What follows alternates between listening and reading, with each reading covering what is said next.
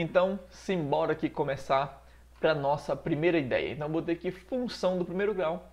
Toda função polinomial de R em R da forma y igual a x mais b. Normalmente, quando a gente escreve isso, a galera não entende muito bem, então vamos só relembrar aqui alguns conceitos que ficam para trás, né, de conjunto. O que é esse cara aqui, né? Esse R meio firulado, né? Isso aí é a representação do conjunto dos reais, né, dos números reais. Não sei se você lembra o que é o conjunto dos números reais. A gente aprende isso em momentos anteriores, né? O conjunto dos números reais são todos os números que a gente consegue imaginar, com exceção dos imaginários, que são as raízes de números negativos, né? Raízes de índice par de números negativos. Então, dentro do conjunto dos reais, a gente tem quase todos os tipos de números. Nós temos os números bonitinhos, né? 1, 2, 3, menos 4, menos 5, todos os inteiros, né? Nós temos tudo com vírgula, então a gente tem 1,7, 2,8, 5 quartos, né? Veja que 5 quartos é uma fração e os decimais podem ser transformados em fração, né? Esse conjunto aqui de todos esses números, esses e esses aqui, nós chamamos de números racionais, né? Que podem ser escritos em forma de fração. E além desses, nós ainda temos os números irracionais, que são os números que têm vírgula, né? Números decimais, infinitas casas depois da vírgula e nunca seguem um padrão. Por exemplo, o π, por exemplo, raiz de 2, raiz de 3, né? Tudo que é raiz quadrada aí, que não é exata, né?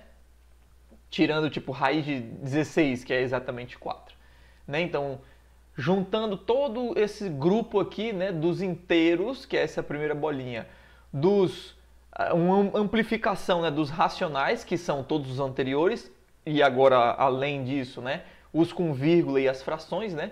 Veja que esses com vírgula são os com vírgula que tem fim, né, que tem finitas casas depois da vírgula, ou os números que têm infinitas casas depois da vírgula, mas eles seguem um padrão, né? Tem um ciclo de repetição, né? Esses também são números racionais, né? Também tem como escrevê-los em forma de fração. E aí junta com os irracionais, que tem mais um monte, isso aqui são só alguns exemplos, né?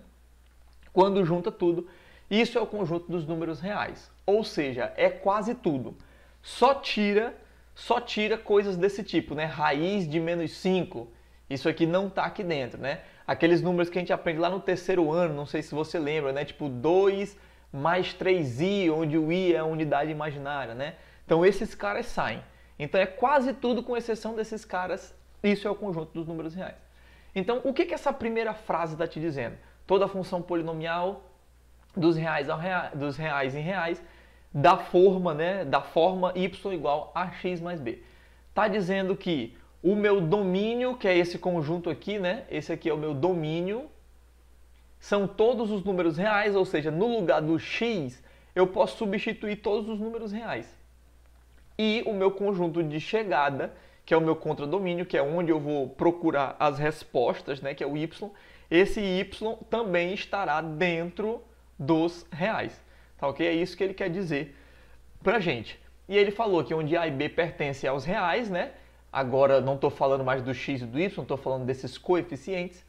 E o a não pode ser zero.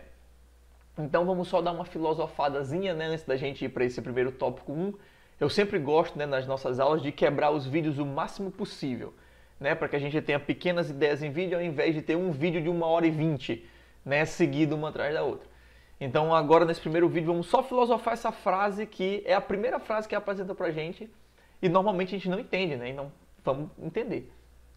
Então, essas duas coisas aqui significam o x e o y, né? Onde que eles estarão. Os valores de x estão nos reais e os valores de y também. E agora eu estou me referindo aos coeficientes. Esses coeficientes têm nome, né? Esse b aqui a gente chama de coeficiente linear, né? Você pode escrever isso aí, é o coeficiente linear ou termo independente, porque ele não tem x do lado dele, né? O b está sozinho. Enquanto que esse outro termo aqui, esse a, ele é o coeficiente angular, ele é o coeficiente angular da reta, né? Ele não tem outro nome, só coeficiente angular mesmo. Uma informação muito importante do coeficiente angular, daqui a pouquinho, quando a gente for estudar o gráfico de uma função, que ainda é nessa primeira leva que estamos liberando, nós vamos ver que o coeficiente angular ele é a tangente do ângulo que o gráfico dessa função faz com o eixo x no sentido anti-horário. Mas isso ainda não é assunto para agora, né? Por enquanto, vamos só chamar ele de coeficiente angular. Veja que esse coeficiente linear, ou termo independente, ele pode ser qualquer número real. Mas o a, ele pode ser qualquer número real com exceção de 1. Não pode ser zero. Por que, Pedro, que o a não pode ser zero? Porque se o a fosse zero, veja que ia sumir o x. A gente ia ter uma função só desse tipo aqui, né? Por exemplo, uma função assim, y igual a 3. Veja que isso não é do primeiro grau, porque o x elevado a 1, o x do primeiro grau, desapareceu. E ele desapareceu por quê? Porque o meu a foi zero. Então, para ser uma função do primeiro grau, para obedecer às coisas que nós iremos estudar aqui, para poder ter o gráfico que nós iremos estudar aqui, para poder ter as características que eu vou dizer agora, né, nessas aulas, ela precisa ter essa forma, ou ter essa forma, né, que eu digo, eu entendo isso como se fosse um formato, né? A função, imagina como se fosse a massa de um bolo e dependendo de como é a sua forma, ela vai mudando um pouquinho, né? Então é por isso que ele não pode ser A. Então essa é a nossa primeira ideia, simplesmente entender como são as funções do primeiro grau, onde que está o x, está dentro dos reais, onde que está o y, está dentro dos reais também, o A, que é o coeficiente angular, está dentro dos reais, mas não pode ser zero, e o B está dentro dos reais, né? Então tem esses primeiros detalhes aí. Vamos agora para o próximo vídeo, que é reconhecer essa forma, né? Ax mais b, e determinar o A e o B numa lei de formação do primeiro grau. Né? Lembrando só você que quando a gente se refere a uma função é um trio de coisas. É um domínio, um contradomínio e uma lei de formação, que é a regrinha que vai relacionar o domínio e o contradomínio. Então veja que o domínio é o primeiro cara aqui, que está na esquerda, né? Que no nosso caso é o conjunto dos reais.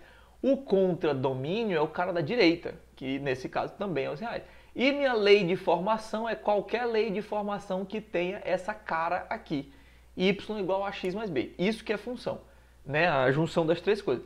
Às vezes a gente aponta para esse cara aqui e diz que isso é a função, né? Tipo, dado a função, aí diz isso aqui, como se fosse uma função.